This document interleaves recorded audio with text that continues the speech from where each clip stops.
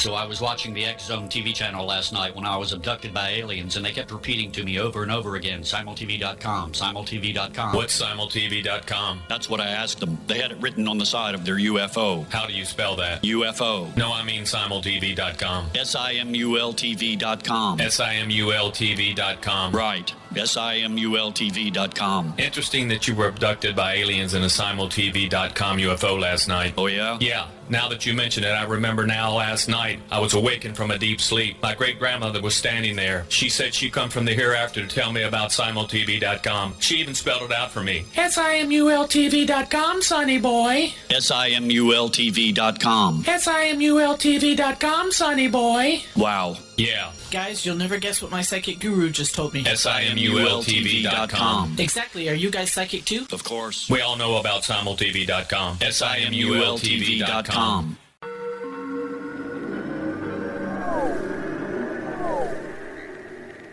Roswell in the 21st century is a detailed re-examination of the Roswell UFO crash case. I have studied the evidence for more than 30 years, and I now put that evidence under a microscope in a cold case examination of the facts. These facts might not please everyone. They are based on my comprehensive investigation that took years to complete, but they do lead to the conclusion that whatever fell was not built on Earth.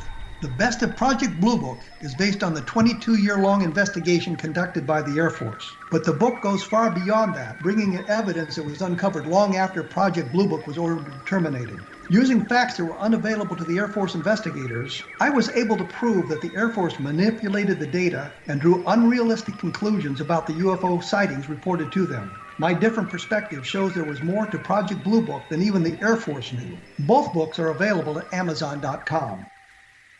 Join Patty Conklin and Healing Within Radio each week. More than entertainment, Healing Within offers educational, useful tools for everyday life. Listen for help overcoming fear, anxiety, and depression. Patty knows about eliminating cancer, MS, dementia, Parkinson's, and a host of illnesses that we face every day. Life can be good. Life is good. All you need are simple tools to start changing your life. Start right now by visiting pattyconklin.com, PATTICONKLIN. No matter where you are in the world, you can work with Patty through Skype, phone, or in person, visiting one of her retreats in Georgia. Visit pattyconklin.com today or call our offices at 404-474-0086. That's pattyconklin.com or call 404-474-0086.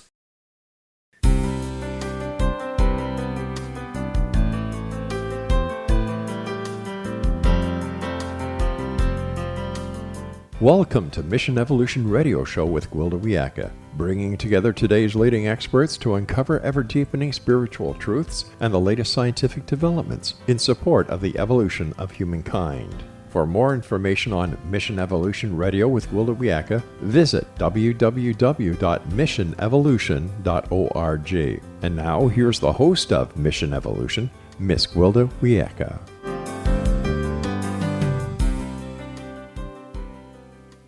Hello, dear friends, and thank you for joining me, Gwilda Wiyaka, on another exciting adventure into future possibilities. This is Mission Evolution, where we share innovative viewpoints and information with today's leading esoteric and scientific experts to help guide us through challenging and rapidly changing times. You, my thoughtful audience, are a very important part of this discussion. Email info@missionevolution.org with any comments or questions. We'll discuss them on the very next show. So take notes, sit back, and enjoy. This hour, we'll be considering a very timely issue: Demystifying COVID-19, Conversations with a Biomedical Scientist. It's ironic, really. One tiny little virus has brought the entire planet to a virtual standstill and world economies crashing down. Hype, hysteria, and confusion abounds about the nature and the threat of COVID-19, with stories changing daily. With all the rapidly shifting and often conflicting information, it's nearly impossible to know how to respond in order to find safe passage. Several months back, no one would have believed it was possible. Well, almost no one. There have been those disregarded voices in the wilderness that saw this coming. One among them is today's guest. With us to discuss where COVID-19 came from and where it's going is Dr. Dennis Carroll. Dr. Carroll has a doctorate in biomedical research and with a special focus in tropical infectious diseases from the University of Massachusetts at Amherst. He was a research scientist at Cold Spring Harbor Laboratory, where he studied the molecular mechanics of viral infection. He has over 30 years leadership experience in global health and development. Dr. Carroll served as director of the U.S. Agency for International Development's Emerging Threats Division. He was responsible for providing strategic and operational leadership for the agency's programs addressing new and emerging disease threats.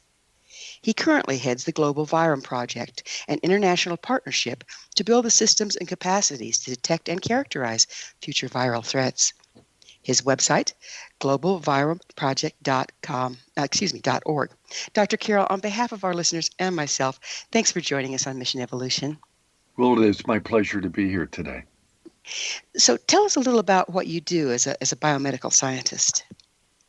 Well, the work that I've done over the years has really been about trying to understand how future threats, and we think specifically of viral threats, how they emerge, and use that knowledge to better direct ways of preventing that emergence and better prepare communities and societies to address them if they do emerge. So it's really been about trying to shine a light on emergence and response.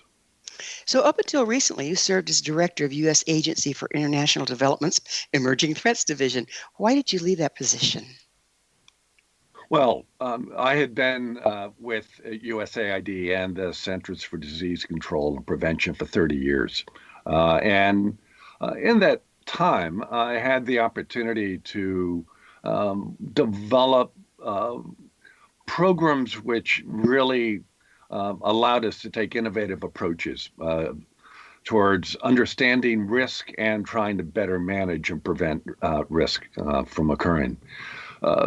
As the programs evolved, it was clear to me that to achieve the kind of scale of impact that was needed to really prepare the world for the future of emerging viral diseases, I needed to step outside of a U.S. government venture and join with global partners to elevate future actions to one of a global scale. The work at USAID, particularly in the work around a program called PREDICT, was incredibly insightful and informative, but ultimately at a scale too small to really bend the curve of future risk. The Global Virome Project that I'm now working with is really about building on that experience that PREDICT provided us with, the insights that PREDICT provided us with, but to move it to a scale where in a much shorter period of time, within a decade, we can have built if you will, a global atlas on all future viral threats and use that knowledge to better prepare and mostly prevent the events like COVID-19 from ever happening again. Speaking of which, were you surprised by COVID-19? I wasn't surprised by COVID-19. No, not at all. I mean, its emergence was exactly as you would have predicted. As we've always said, an emergence of a pandemic virus was never a question of if, it is a question of when. We knew that there are certain hotspots in the world where the dynamics of emergence plays itself out much more so than elsewhere. And the regions in China clearly are a cauldron of emerging viral dynamics. And so the emergence of COVID-19, nothing surprising about its emergence, really nothing surprising about its biology. It's very much a coronavirus, a respiratory virus. The way it spreads, its the clinical implications. So it falls very much within what you would expect a new viral threat to look like. So why is China such a hotbed for this sort of thing? Well, the single biggest driver for viruses which at this moment circulate in wildlife, that's the natural reservoir of viruses. And it's when they spill over, that is, a virus will make a jump from a wildlife host, such as a bat, into people. The biggest single driver behind that spillover event is population pressure, where the interactive dynamics driven by population between people and wildlife is intensifying. That's where you'll see these events occur with the greatest frequency. And obviously, China, with a population of 1.3 billion people, is a region where the dynamics are playing themselves out in ways that allow for events like we see with the COVID-19 virus in ways that are very predictable. So habitat encroachment at its finest. I'm sorry, could you say that again? I said habitat encroachment at its finest. Well, it is about habitat encroachment. It's about land use change more than anything else. When we look at how ecosystems are being disrupted and our footprint, our incursion into ecosystems that are the natural habitats for wildlife, it's an extraordinarily disruptive event. And so, I've heard a lot, I think we all have, of this being a biological warfare that got out of a lab in China. What's your take on that? Well, first off, there's been some very, very good work done doing deep genetic analysis of this virus. And there's been clear understanding that this is a natural virus. It is not one that has been subject to man-made manipulation. So it's in all likelihood a natural spillover event. But, well, they call it a novel virus. What does that mean then? Well, it's a novel virus to us. That's all it means. It's a virus that our bodies have never been exposed to or seen before. Okay, and so we don't have any immunity for it. Yeah, exactly right. So it's novel with respect to our immune system having been exposed to it and having developed some kind of natural response to it. So when viruses emerge that we have never seen before, our bodies have never been exposed to, then we are extraordinarily vulnerable. Viruses that are part of our normal landscape, we've learned to develop natural immunity against them. And when exposed, our immune systems are activated and they protect us.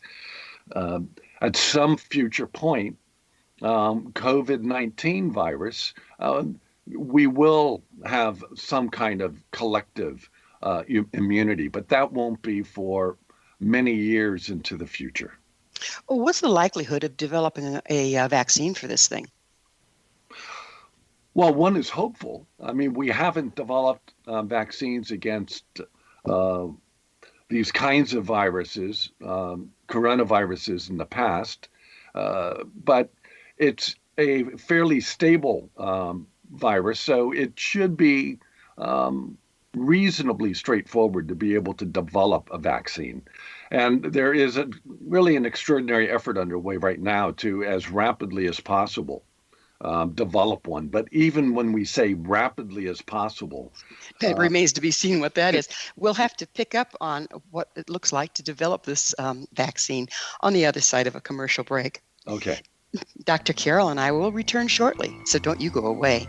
You're listening to Mission Evolution, coming to you on the X-Zone Broadcast Network, www.xzbn.net.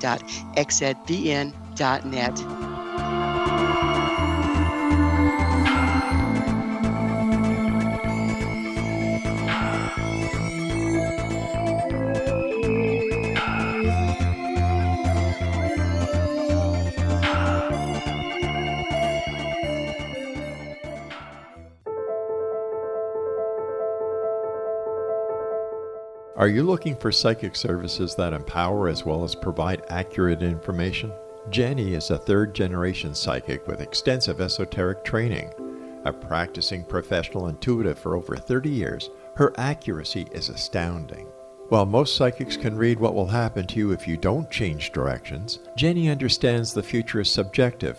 While there is a river of time we all traverse, that river has many waves, eddies, currents, and tributaries from which to choose. With Jenny as your guide, you can explore the many possible outcomes in the river of time and navigate your course to the one of your liking. Take control of your future. Book your life-changing session with Jenny today at www.gen-e.net. That's www.gen-e.net.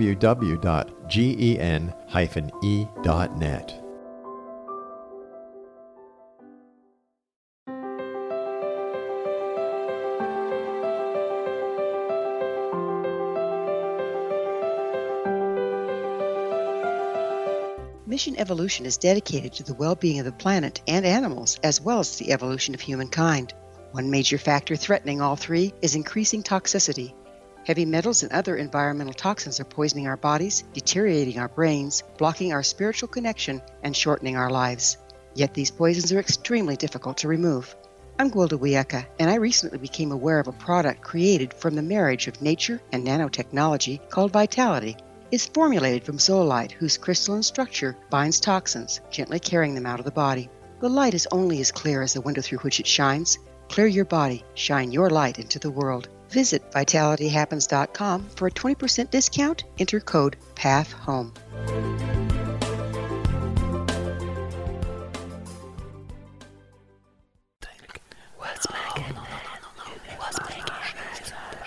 In the mid-1990s, I was approached by a young woman who believed she'd been abducted by alien creatures. In conversations, I began a journey that took me not into the world of interstellar travel, but back through time into past lives. Under hypnotic regression administered by a professional rather than describing abduction, Jenny, as she is called, begins to tell a tale of horror in 19th century London. Her unbelievable past life seems to connect with Jack the Ripper and other monsters of the past. Throughout the session, Jenny provides a rich detail of her past lives that links some of the most horrific killers in history to one another. Using the resources of a university library in the pre-internet's day, I was able to verify some of Jenny's claims. She has knowledge that wasn't readily available to a suburban housewife. Does this prove the reality of her tales? Conversations attempts to answer that and other provocative questions. Conversations is available at Amazon.com.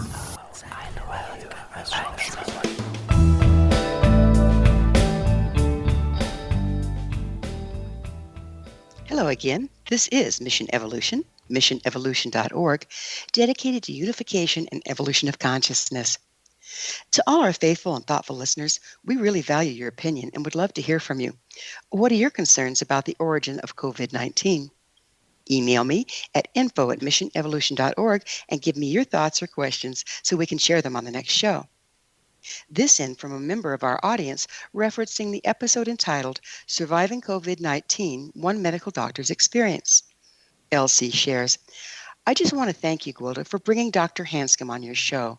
I found hearing about his experience and his message about fear and immunity very reassuring and empowering. Thank you, LC. Dr. Hanscom did offer many valuable tools to help us all through these challenging times. Be well, my friend. Curious, dear audience? Visit our archives at missionevolution.org to listen to Surviving COVID-19, One Medical Doctor's Experience. With us this hour, discussing where COVID-19 came from and where it may be going, is Dr. Dennis Carroll. His website, globalviromeproject.org. Dr. Carroll, we were just getting into the likelihood of a vaccine being formed, and I heard where the Prime Minister of Canada said, well, we're going to be locked down until we get a vaccine. From what you're saying, that could be a while. What's your prediction there? Well, the most optimistic forecast is that we'll have vaccines that are ready to be used in 12 to 18 months. You know, it's not a straightforward exercise developing a vaccine.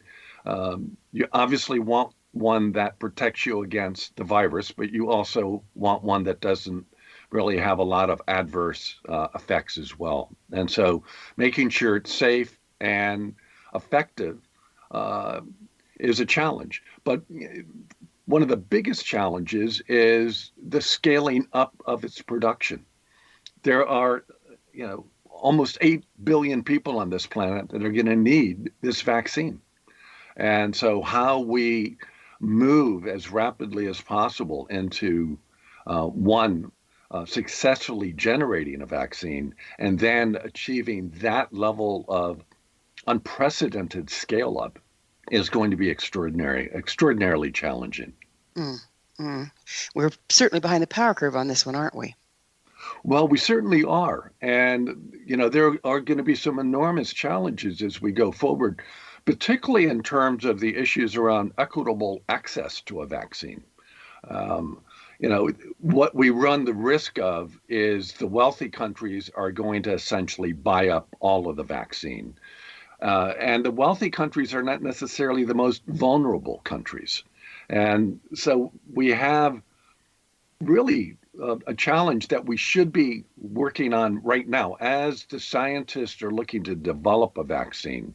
The global community really needs to come together to work out how do we make sure that equitable and fair access to this vaccine is the primary driver for its distribution. And past examples have not been good. I think we have seen how the purchasing power of vaccines tends to distort the flow of where vaccines go. So it's going to be and where they need to be, right? Yeah. Yeah. So is the Global Virome Project working with this as well? Well, the Global Virome Project is really about generating the kind of information that would be the backbone for future countermeasures. And I think particularly one of the challenges that we have is that even as we develop a vaccine against COVID-19, in all likelihood, we will be faced at some point with a COVID-22, a COVID-24, the next iteration of a coronavirus that spills over and causes a threat.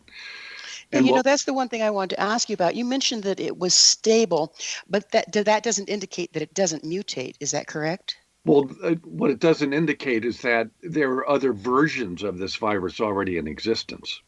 We estimate there are about 4,000 to 5,000 other coronaviruses, other kinds of coronaviruses circulating in wildlife. So COVID-19 is not the first, and it's certainly not the last variation on a coronavirus that we'll see. But the point I was going to make is after spending $1 billion, which is what, in effect, developing a COVID-19 virus vaccine will cost, the next iteration of this coronavirus, the next spillover, the vaccine we develop for this one, in all likelihood, will have no cross-reactivity, provide you with no protection against that next coronavirus. Now, is that like the flu, where it mutates as well, or is this going to be worse in that regard? No, again, the flu is because that is a far more mutagenic virus than coronaviruses. Influenzas, the way they replicate using a combination of genetic gene swapping allows them to evolve and change in ways which are far more dramatic than what we see in other viruses. So the seasonal flu, all of those are variations on past pandemic viruses that emerged, whether in 1918 or 1957 or 1968 or even 2009. Those viruses evolve in ways which are really quite extraordinary and unique among what we know about how other viruses. So coming up every year with a new seasonal flu vaccine is enormously difficult and enormously challenging.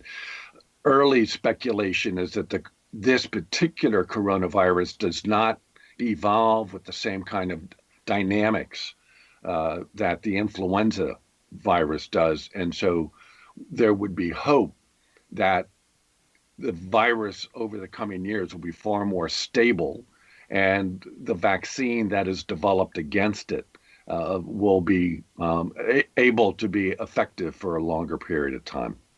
We know the one thing that I'm hearing conflicting information on is once you've had it, then you're immune, or once you've had it, then you're immune, but then you test positive again, or once you've had it, you're a carrier, or you might be carrying it and not showing any symptoms. What can you tell us about all that?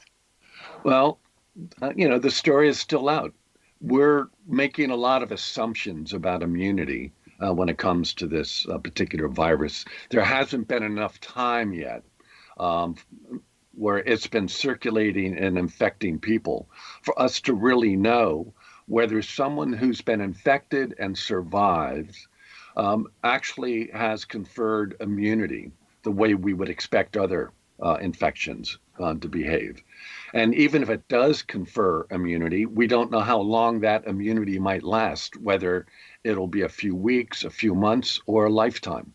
Those are questions that are enormously difficult to answer within the few months that this virus has been circulating. And so it's going to be important, particularly that we pay attention to research coming out of China, which was the first place for this virus.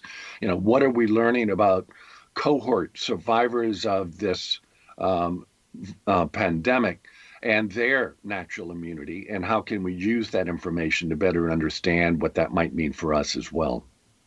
So how long is this, when were the first cases discovered?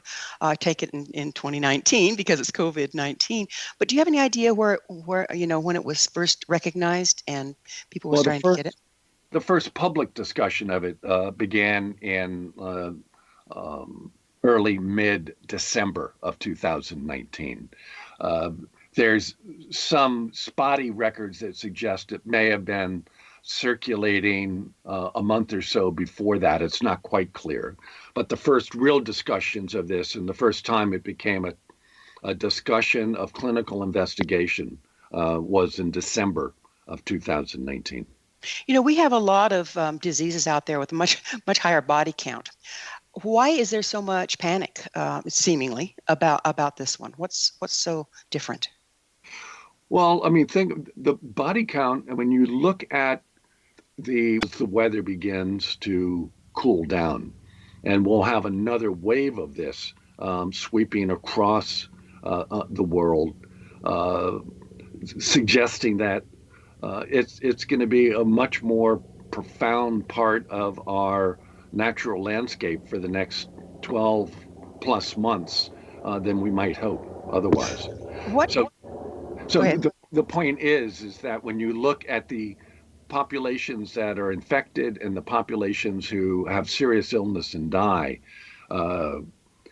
there is significant mortality, depending on where you are. If you're in Italy, people over 60 years old, 10% mortality. That's obviously not insignificant. Even people in their 40s having significantly high mortality. So it's a deadly virus. Oh, it sounds very scary.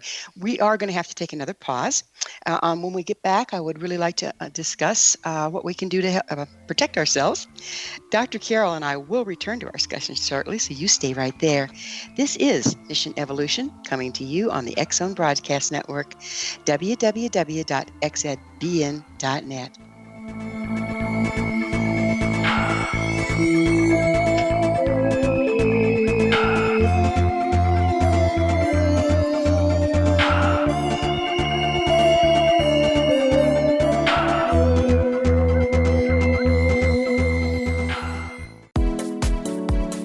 How would your life change if you could develop the business and personal skills that you need in order to make more money? Do you want to learn how to achieve your big life goals faster?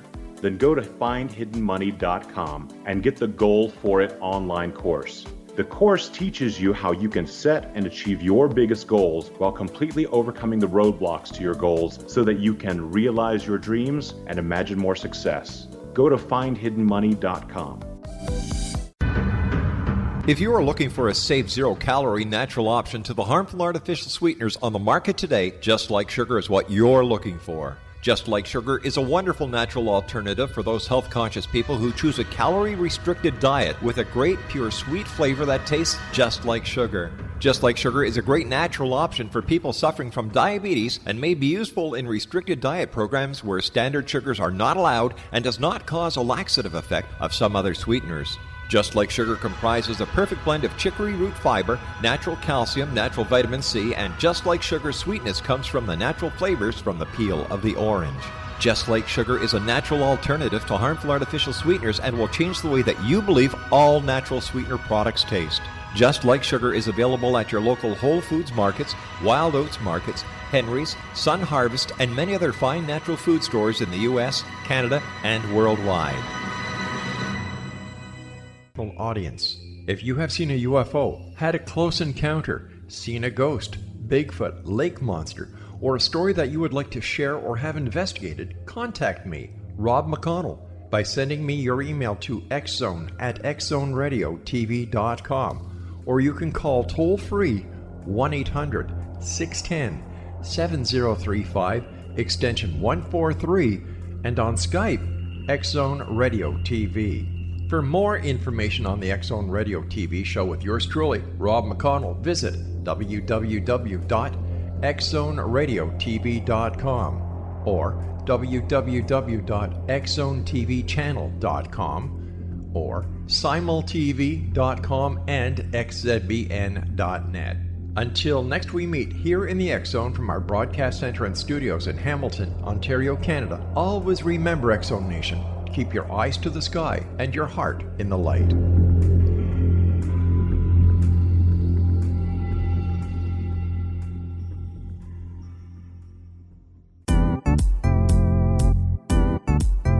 Memorable dynamic presentations are a not-so-secret weapon in the business world. Do you have a powerful message that must be shared, but you haven't found a way to deliver that message? Do you want to be known as a top public speaker who gets amazing results? Are you ready to create and deliver your powerful message? Thomas Hides can help you create and deliver your speech to get the results you desire. Visit iconquality.com.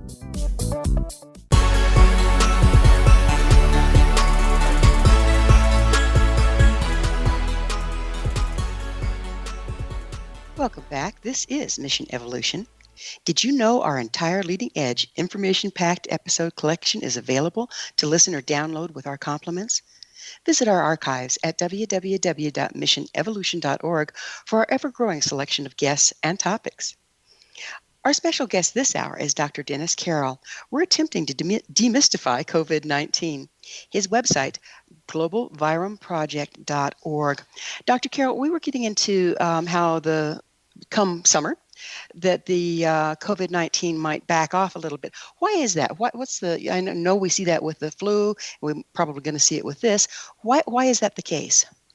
Well, first off, there was a special expert panel from the National Academy of Sciences, the U.S. National Academy of Sciences, that released a report last week that indicated that they agreed that in all likelihood this virus would not really attenuate itself or begin to disappear with warm weather, but that it would also likely come back in the fall much more robustly. So this is, we had hoped that, as we see with influenzas, as the weather warms up, the influenza virus tends to disappear, and it's with cold, moist weather that it tends to surge.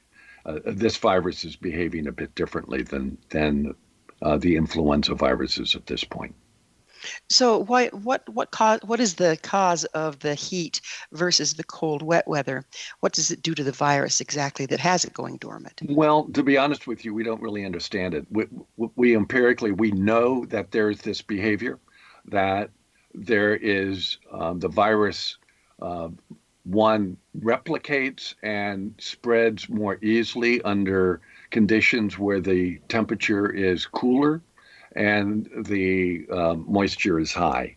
As temperatures elevate, the virus begins to lessen its replication dynamics, and it tends to essentially go into a hibernation state, if you will. But it's not really understood why that occurs. We know it does, and we plan our public health season around that understanding. Why weren't we better prepared for this pandemic? Well, when you think about what's required to be prepared, I think when we look around the world and we see where countries have in fact been able to manage this virus better than other countries, the biggest single factor I think you can attribute to success has been when there's been strong, coherent leadership from central authorities. Where we've seen weak leadership or confused communications, we've seen this virus move much more freely. So when you look at Taiwan, you look at China, you look at South Korea, what they all have in common was leaders who stepped forward early in the process and established a clear national agenda and had their citizens adhere to it. Because this has less to do with having a vaccine or pharmaceutical, and it's really much more to do with people's behaviors. Being able to manage those behaviors in ways that lower risk requires sort of unified action. And that's where we've seen success, and where we've not seen unified action, that's where we've seen failure. Do you see the United States, where we're really governed state by state on this sort of thing, do you see that as being a major hindrance to slowing this thing down? Well, I don't see it so much as a hindrance. What I do see as a hindrance was the lack of a national strategy to help the states coordinate their actions. So this isn't about ceding decision-making to Washington, but Washington in many ways has a purview where they're able to see the dynamics of the virus not through a state lens, but through a national lens, which means that they're in a better position to understand its evolving dynamics that may move it from one part of the country to another, and the kinds of actions that you would need to disrupt that movement. That would be led at the state level, but having states coordinate their actions really is a sort of a critical feature here. And we've been fortunate that we have governors that have, in fact, provided leadership that's been lacking from Washington. Even as we heard announcements yesterday that the governors of the northeastern states are forming a regional strategy and plan to coordinate how they will begin to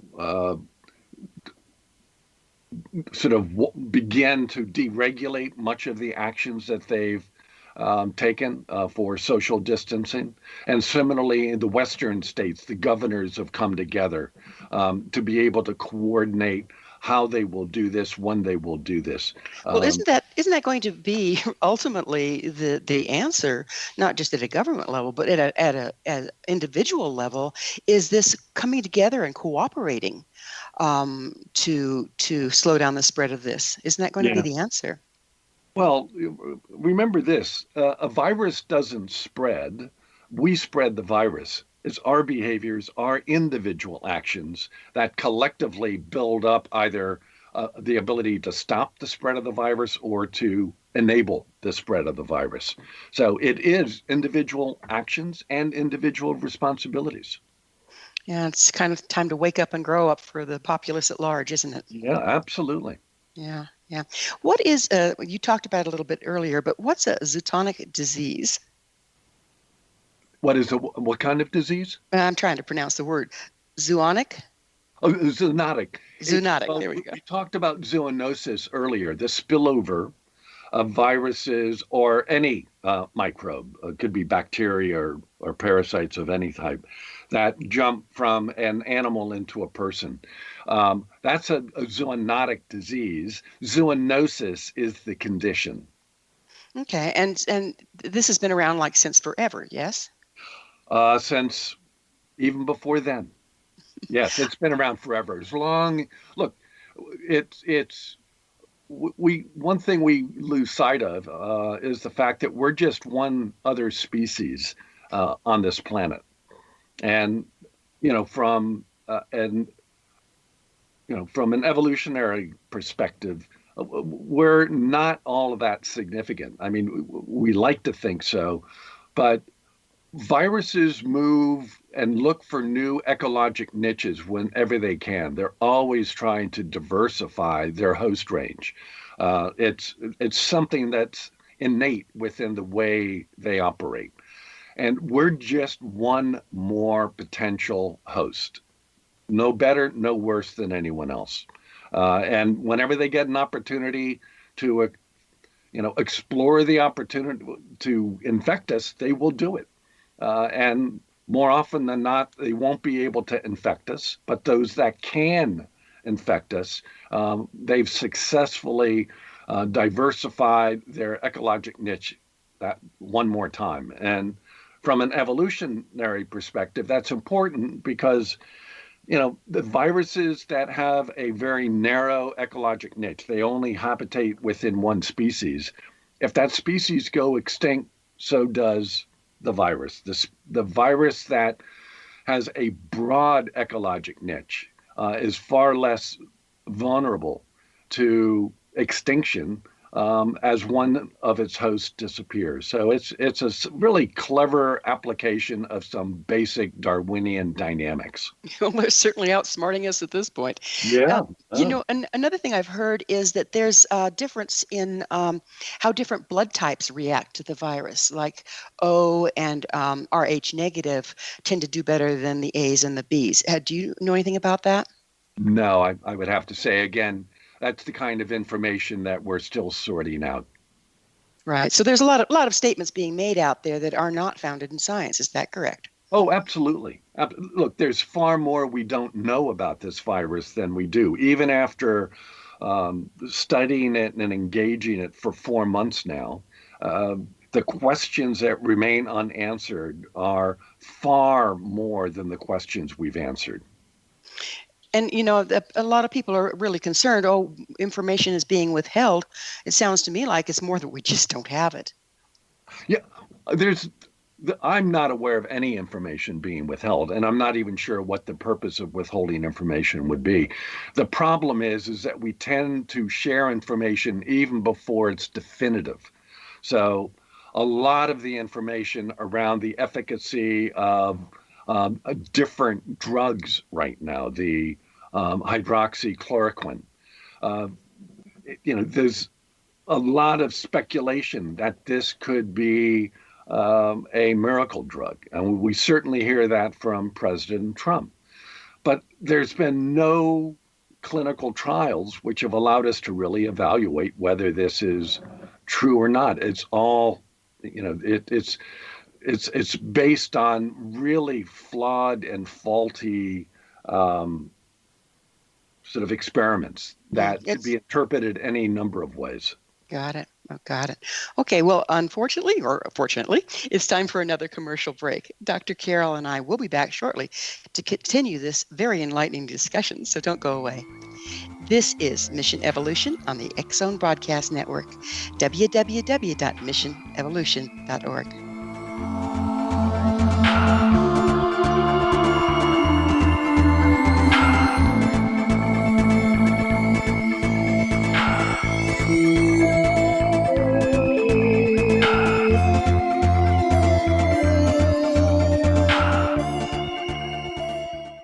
Watching the X-Zone TV channel last night when I was abducted by aliens, and they kept repeating to me over and over again, simultv.com, simultv.com. What's simultv.com? That's what I asked them. They had it written on the side of their UFO. How do you spell that? UFO. No, I mean simultv.com. simultv.com. simultv.com. Right. SIMULTV.com. Interesting that you were abducted by aliens in a simultv.com UFO last night. Oh, yeah? Yeah. Now that you mention it, I remember now last night I was awakened from a deep sleep. My great-grandmother was standing there. She said she come from the hereafter to tell me about simultv.com. She even spelled it out for me. SIMULTV.com, sonny boy. SIMULTV.com. SIMULTV.com, sonny boy. Wow. Yeah. Guys, you'll never guess what my psychic guru just told me. SIMULTV.com. Exactly. Are you guys psychic too? Of course. We all know about simultv.com. SIMULTV.com.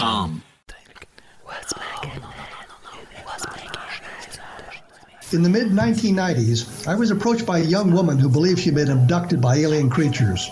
In conversations, I began a journey that took me not into the world of interstellar travel, but back through time into past lives. Under hypnotic regression administered by a professional rather than describing abduction, Jenny, as she is called, begins to tell a tale of horror in 19th century London. Her unbelievable past life seems to connect with Jack the Ripper and other monsters of the past. Throughout the session, Jenny provides a rich detail of her past lives that links some of the most horrific killers in history to one another. Using the resources of a university library in the pre-internet day, I was able to verify some of Jenny's claims. She has knowledge that wasn't readily available to a suburban housewife. Does this prove the reality of her tales? Conversations attempts to answer that and other provocative questions. Conversations is available at Amazon.com.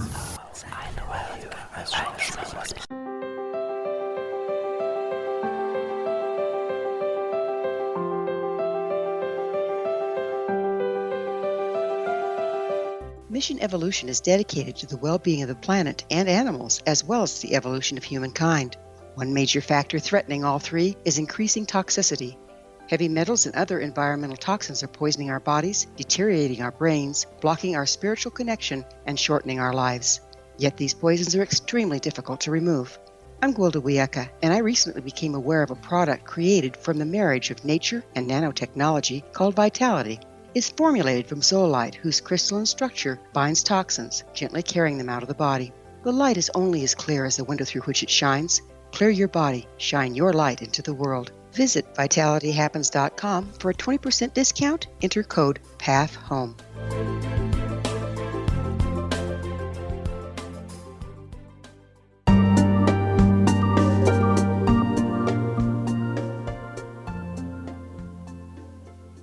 Welcome back. This is Mission Evolution, bringing together gifted people of service to the world. I love to hear from our audience. Your thoughts are very important to me. To suggest a topic or guest that you think would be of interest, email us, info@missionevolution.org. And speaking of gifted people of service to the world, this hour we're sharing thoughts with Dr. Dennis Carroll. His website, globalviromeproject.org. This being our last segment, I would like to discuss what we do know and how we can use what we do know to protect ourselves as individuals and as a culture. So what do you have to say on that one? Well, I think keep doing what we're doing right now. In those states and cities that have brought physical distancing measures into play, really adhere to them. And personal hygiene, continuing to, always think of yourself as an infected person. We know there are infected people out there who are asymptomatic, but they're capable of spreading the virus. So you should always treat yourself as an infected person when you go out and you are interacting with other people, which means that you need to wear a face mask and you need to make sure you're constantly washing your hands. The odds are, of course, that you're not infected. But if everyone takes the position that they are, then those few who are infected are not going to pass that virus on. And so that, to me, is the important thing. Adhere to what we know. We can stop this virus. Again, they don't spread, we spread them. And it's our behaviors that allow a virus to move from one person to another. And we just have to make sure we adhere to those behaviors which really disrupt that spread. And be vigilant on it. From being advised to don a hazmat suit, mask up, or simply wrap a bandana around your face, there's a lot of conflicting information, what precautions we should take as an average person. So what can you tell us about that? Well, there's the perfect intervention, then there's the effective intervention, which maybe isn't perfect, but it's still effective. Anything that goes around your mouth and nose, if you sneeze and cough, and if you are infected, then any virus that you're expelling is going to be encapsulated in spit and mucus. And so if you have some kind of cloth or covering over your nose and mouth, it's not going to move past that covering. And similarly, if you're out on the street and someone is coughing and sneezing, God forbid, without a mask on, then again, the virus is not a free virus. It's encapsulated. It's in a glob of something, and it will likely just get trapped on the outer surface of what it is that you are covering your face and your mouth with, which means that you should always assume when you take off that covering that the outer side of it is in fact covered with viruses, and you should wash it. Certainly in some kind of Clorox or Lysol formula that will kill the virus off. I understand it's fairly fragile virus and not real difficult to kill if you're vigilant.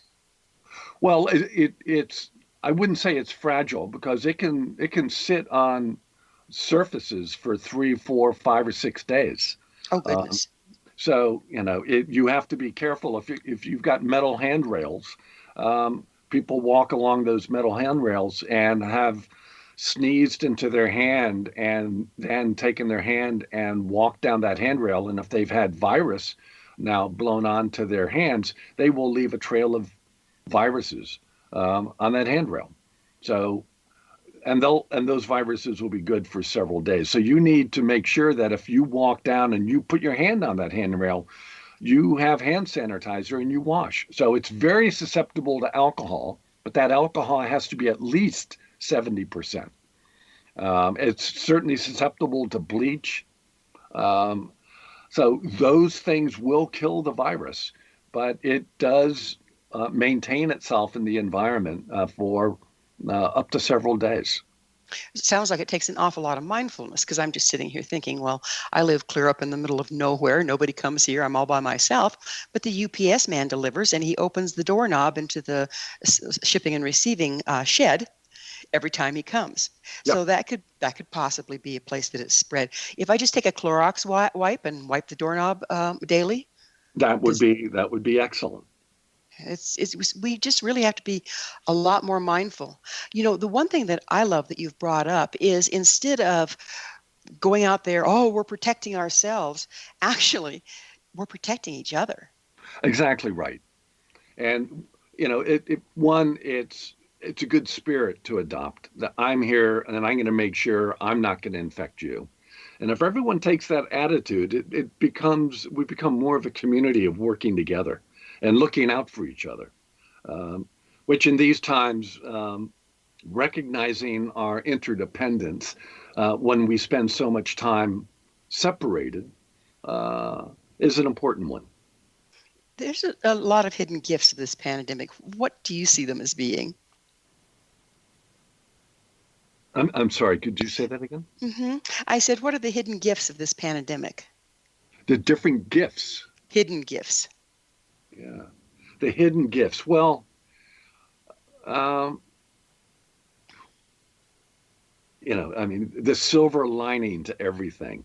The silver lining might be that this might be the serious wake-up call for us to really sustain our commitment and our investment into preparing for and preventing events like this from ever happening again. If we walk out of this experience basically saying never again, and committing ourselves as a global community to making those investments that make sure that we are never at risk of a global pandemic wreaking the kind of havoc that we are now experiencing.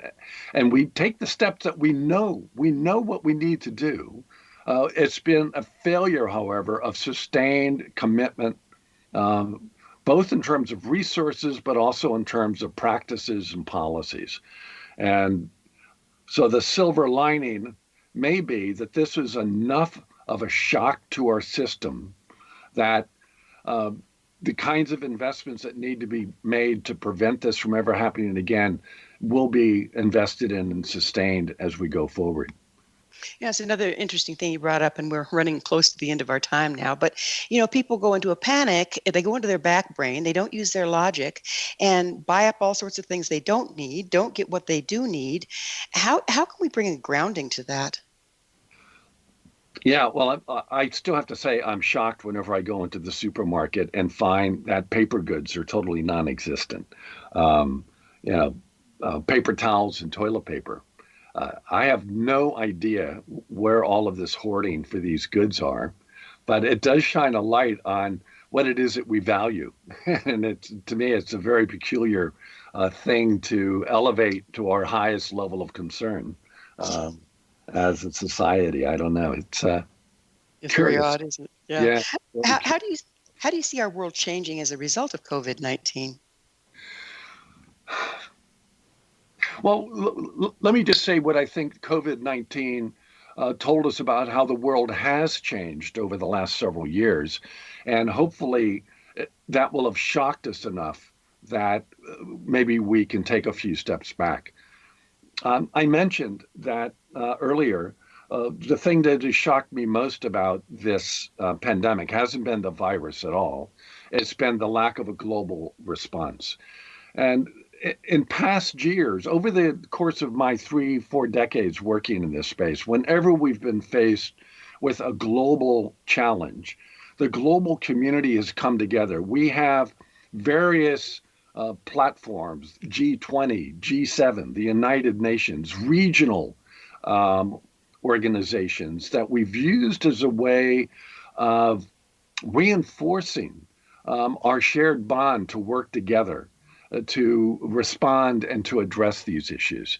What we saw with COVID-19, I think, is a consequence of 4 or 5 years of the rise of nationalism and populism that has totally fractured the global communities, which have been so instrumental in the past, so that our response to COVID-19 has been totally fragmented, every country for themselves. And I would hope that as we come out of this experience, we will appreciate just how important our global community is. Acting as one planet is central to our survival.